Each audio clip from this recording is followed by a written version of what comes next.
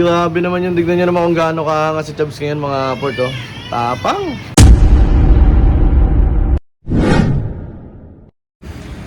Good day mga port. Ngayon kukunin natin yung kaha ni Chubbs sa Castillo, Zambales mga port. Makikita na natin ang personal. Kung makikita nyo sa mga my day ko, nandun yung itsura ng kaha ni Chubbs.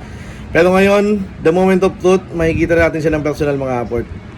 At ngayong araw din na to ay inaasahan natin na ipapaship na yung shock na pinaputol natin sa Manila kay Tabas Igo.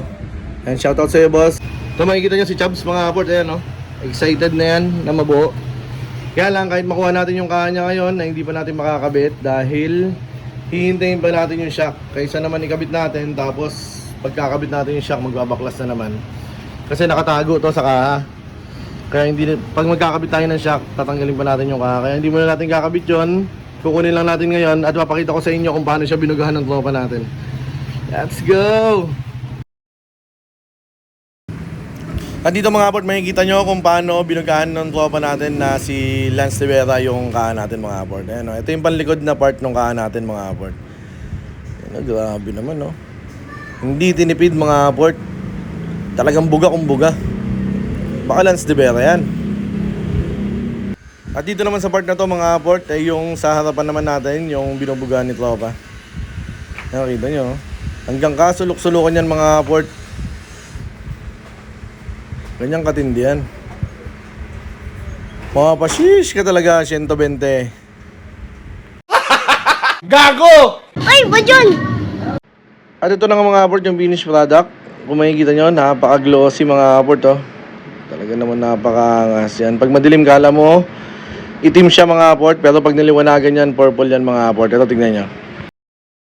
Ayan yung kulay niya. Pag niliwanagan siya mga port, kita nyo naman oh. Purple yan mga port. Same color pa rin ni Chubbs dati, pero mas dark siya ngayon mga port. At may halong prismatic mga port. Kaya may mga glitters kayo makikita. Yan, nakita nyo na yung kung paano yung ginawa ng tropa natin, kung gaano kagaling yung ginawa ng tropa natin sa pagpintura sa kaha ni Chubbs. Ngayon, punta tayo sa Casileos at excited na ako makita ng personal yan mga port. Tara! Nandito na nga tayo mga port, dun sa tropa natin na nagpintura ng kaha ni Chubbs. Sakto yung nabutan natin, binabapping yung kaha ni Chubbs mga port. Yun o. Kakanina ng tropa natin yan. Tropa, kaway mo na. Shy type yung tropa natin. Let's go. Hintayin lang natin matapos mabapping mga port bago natin karga dun sa sasakyan. Ito mga port yung panlikod na part natin, tapos natin i-bapping to. Kaya kakarga na natin dun sa sasakyan na dala natin. Yan, ito na lang harap ang hinihintay natin. Grabe naman, ganda oh. Sheesh!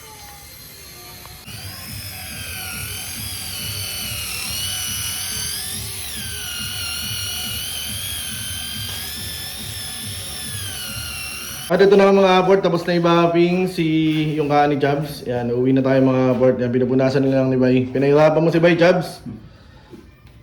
Yan. Ipapasadaan na lang natin pa ito ng bapping pagka nakakabit na. Ang hirap kasi niya hawakan.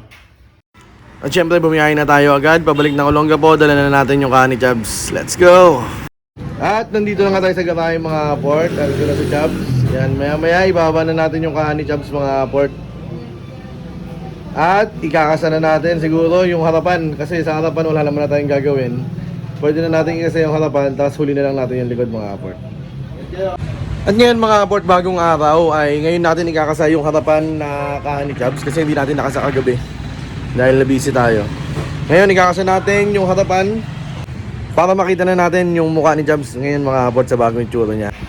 Ngayon mga port, kakabit muna natin yung palikpik nitong kaha sa harap bago natin ikakasa.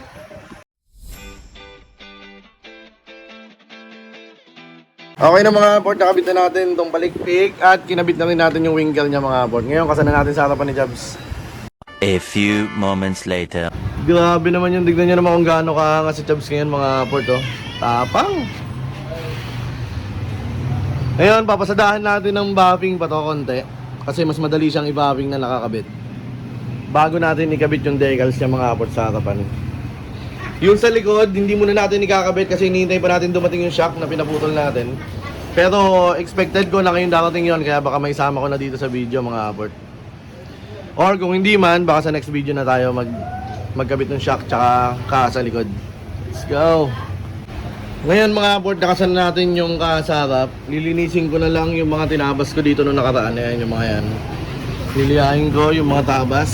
Ayan, nakurumi pa yung tabas. Okay na mga port, nalinis na natin yung mga tabas natin dito. Yan, nalinis na natin yung mga tabas.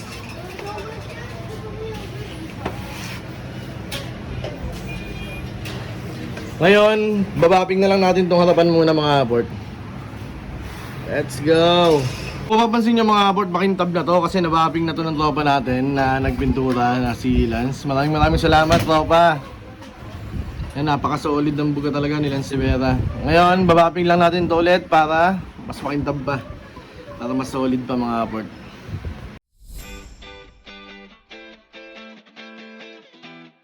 At ito na nga mga port. Tapos na natin i-buffing yung harapan na part ni Chubbs. Tignan natin kung gaano kakintab ba to. Kung nagbago ba. At kung gaano ka-solid yung kintab. Tignan natin mga port. Uy!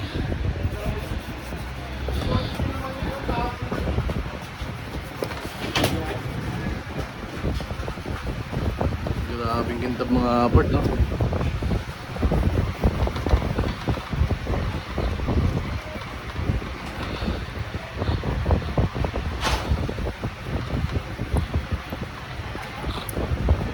Yun yung mga port kung gaano kakintab.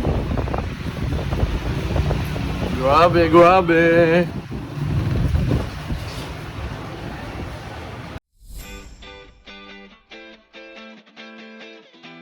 At after ng final punas mga port, ito na yung tsura ni Chubbs ngayon mga port. Grabe, ganda.